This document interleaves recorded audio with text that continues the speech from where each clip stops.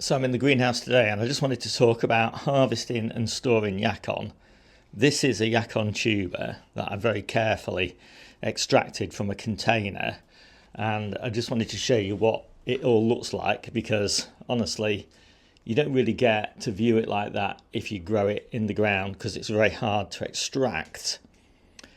I'm going to take all the edible tubers off it in a minute, but I just wanted to quickly talk about how we grow it.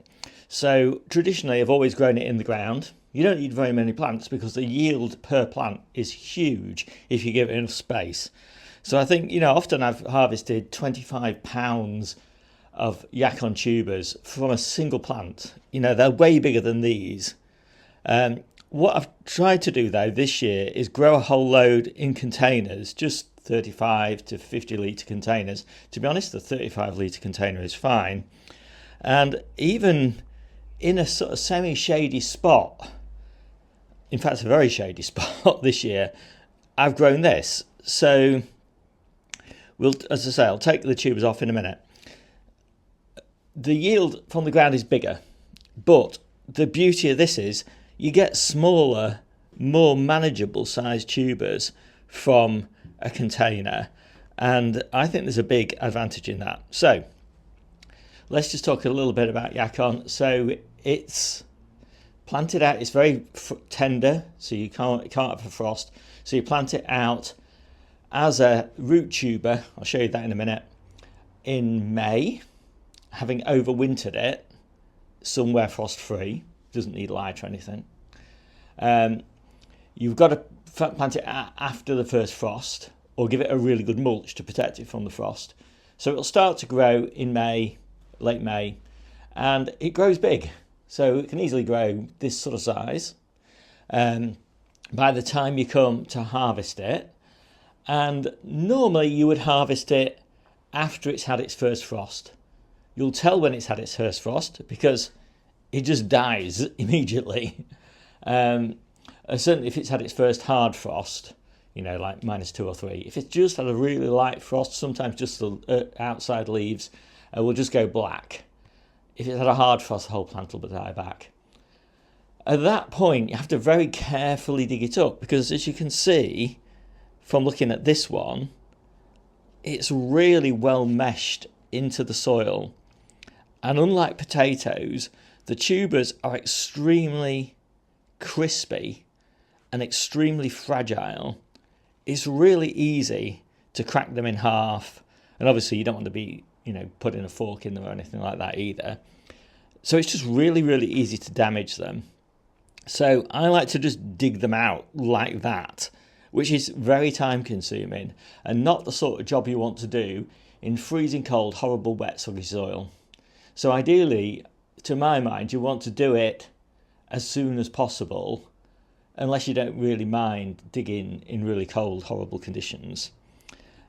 Some people like to leave it in the ground and harvest it as required. That's probably a nice idea if you're growing it in containers, but even in a container it's not that easy to get it out, because you can imagine if this had grown well, i.e. it had grown in full sun, it might be twice the size of this, and that twice the size in a 35 litre container is pretty difficult to get out. The way I got it out was dig it all around the outside first, then tip it up, knock it out, and then I washed it off with water. But obviously you wouldn't need to do that because you'd just be harvesting the tubers. So let's get up close and I'll show you harvesting the actual tubers that you eat. And we will eventually get to talking about how to eat it. So these are the bits you eat, and they snap off really easily. And I like to clean them. Now a lot of people don't, I suppose, but I find that if you don't clean them, then you're very likely to get mould on them, or I am, in my storage conditions. And I've not really found a disadvantage to washing them, really. It doesn't seem to affect the storage characteristics, provided you get the storage environment correct. What does correct look like? Well, for me, it means very high humidity So either stored in slightly damp compost, or, and you can see how careful I'm having to be here, because did you hear that crack? You see how easy it is to crack them. Yeah, so very high humidity, so stored in very damp, lightly damp compost, or wood chips, slightly damp wood chips, or in an airtight box, like a Tupperware box or something like that, or left in the containers themselves. The bigger tubers, way bigger than that, this sort of size sort of thing, as big as a big cucumber, but a bit thicker perhaps. Those maybe you can get away with just storing, in a sack or something like that. Try and keep the humidity high, but not dripping wet. So what we're left with now are these root tubers. Well, I call them root tubers because I don't know all the fancy gardening terms. But basically, this is the bit that you're going to plant for next year. And that is a really good sized one. So that is going to make a really big plant. And you could probably separate that. It's not, maybe I'll try it. Let's see. Yeah, there we go. I managed to separate it without too much damage. I just broke a little bit of a tuber here. So that's two plants, and that's another plant there. Again, it's really nice.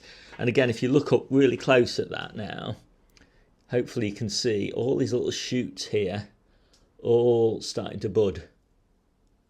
So this is really healthy, and I think it's just because it's been very mild this autumn, but it might not be. It might just be that they're always like that and I've not really noticed. So yeah, loads and loads of little roots. So that, for me now, what I would do is put that in a pot, a reasonable sized pot, maybe something like that, maybe a little bit bigger, and hopefully, I could get that in. Well, I can't get it in that one, but yeah, so a little bit bigger than that. And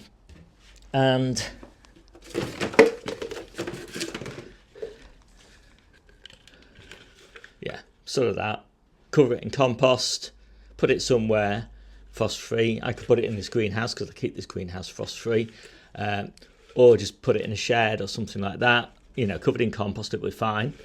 And I just generally bring them outside when I see the first shoots breaking surface, and I generally then put them in the greenhouse, again frost-free ideally. You could cover them with fleece or a blanket or a towel or something like that.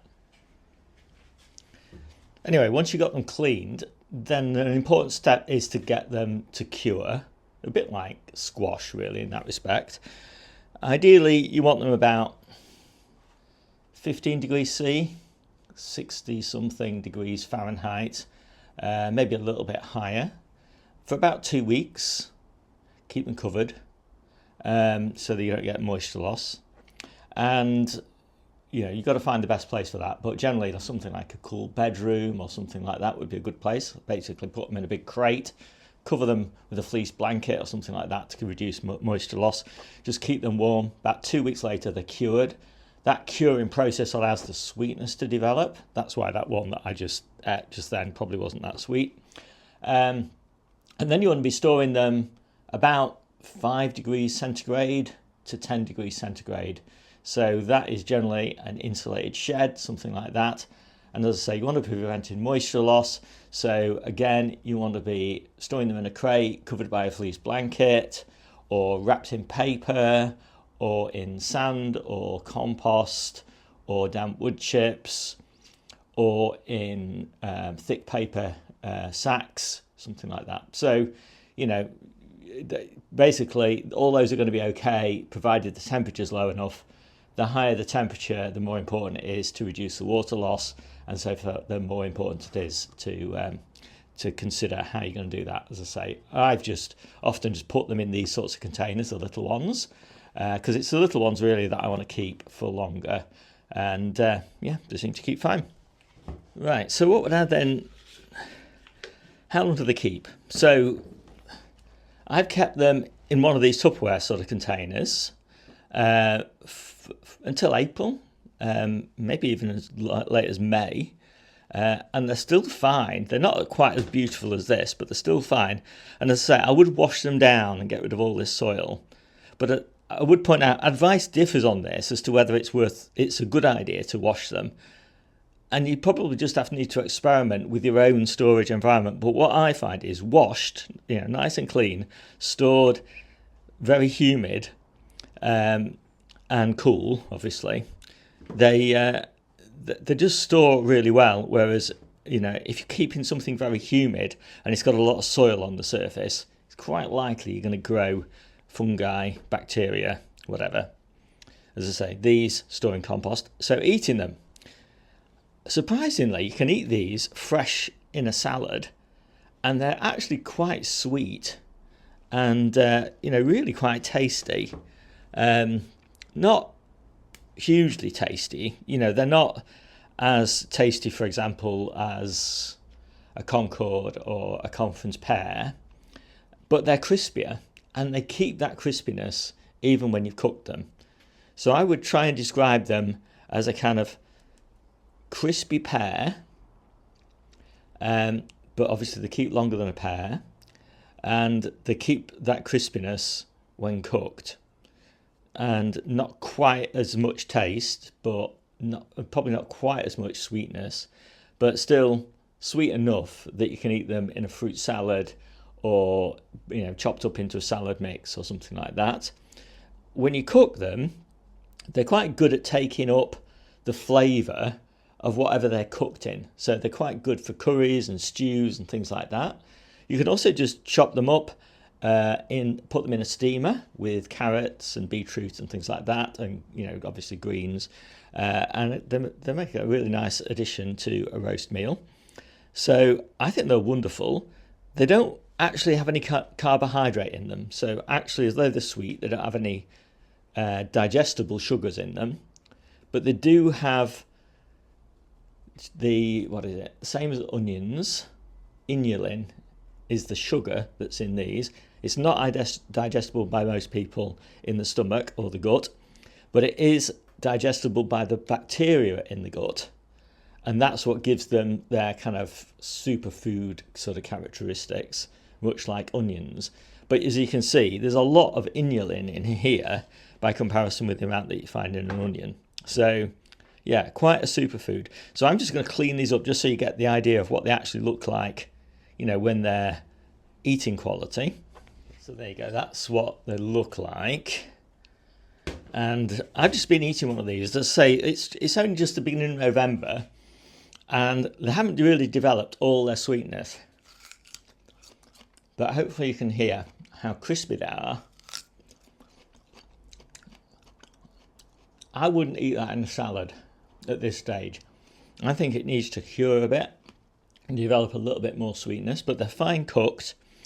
And really the ideal time to harvest them is sort of late November, say after the first frost, when the foliage has died down a little bit. We normally get our frost in about sort of 10 days or something like that. So towards the end of November, early December. Some people leave them in the ground, as I say, all the way through until they need them and just harvest them as required from the soil.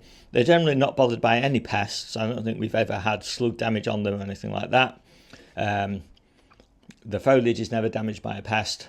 So, yeah, as I say, not quite at the point where I'd eat them in a salad now.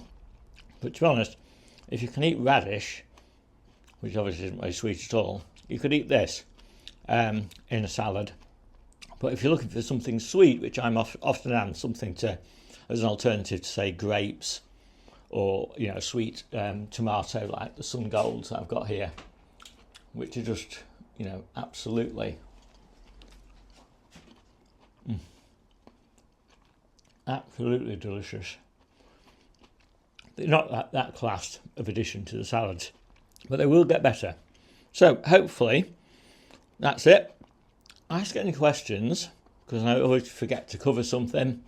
And I have got a guide. I'll put a link to the guide in the description down below. And I'll update the guide to reflect questions that I get that I'm able to answer as well, just to make it a more comprehensive guide. So I'm going to pop these into some pots with some compost and wait patiently until May when I can put those out. And, you know, I think some people don't think it's worth harvesting them at this time of year. I think it is, because I've got enough to keep me going until, you know, April, May. I just feel like, why deprive yourself of something that's super healthy and a really interesting addition to a cooked meal? And I'll wait a few more weeks before I eat them in salads and, you know, let them cure a bit. My name's Steve. This is the Seaside Kitchen Garden and Allotment channel, and I'll see you soon.